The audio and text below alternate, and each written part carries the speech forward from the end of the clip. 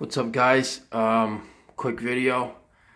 You might not, it's a little subtle, guys might not notice, but this side of my face is semi-paralyzed. I have something called Bell's palsy. Bell's palsy, you notice how when I blinked my eye, it was only this side. Now, I can blink both eyes, but I have to consciously remember to blink this eye and blink this eye. I can blink it a little bit sometimes, but when you blink your eyes automatically, sometimes it's a slight blink, like that, and then in that case, this won't go all the way down, but then you can blink harder, and there's, and automatically your body will blink at different strengths. Sometimes hard, medium, maybe not hard, but on a reaction hard, but just naturally to wet the eye, it'd be light. So a lot of times this won't blink. Which sucks, and brushing my teeth and trying to spit it out and dribbling down my face,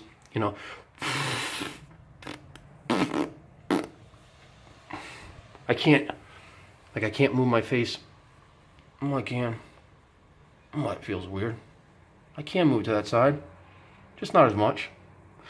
Basically, it's an irritation of the 7th cranial nerve. Causes this to get a little fuzzy. It doesn't totally paralyze it, but it causes it to get. It's like when you sleep on your leg.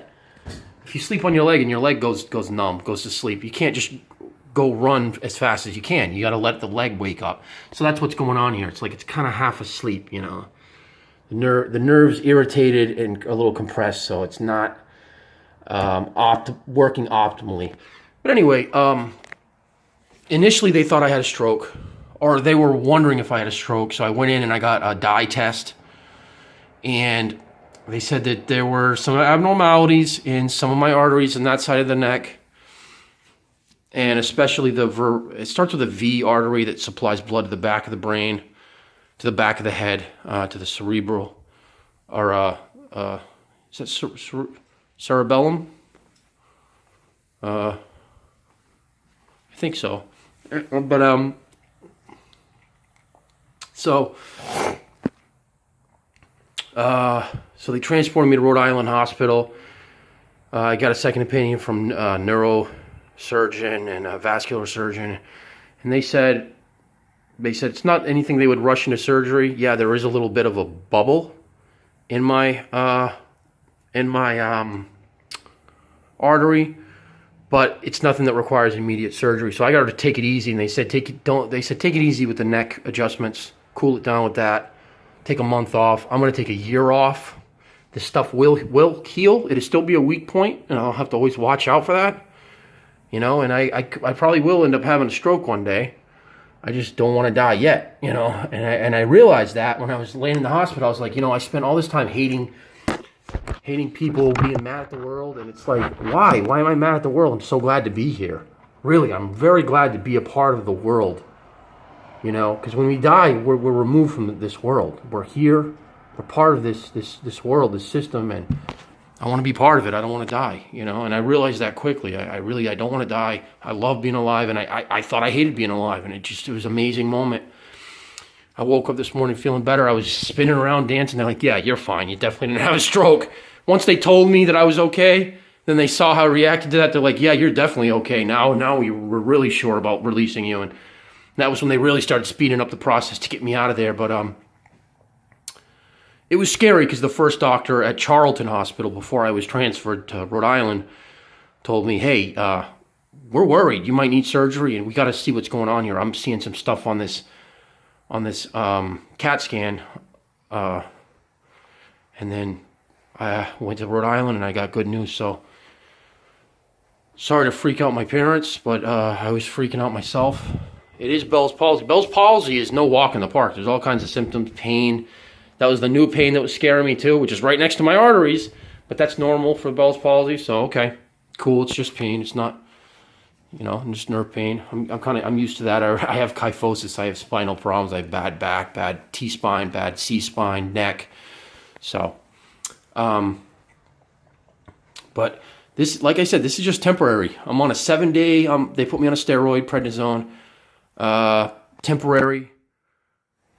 This is temporary. This is going to go away. Look at the mountain. Look at the world's strongest man.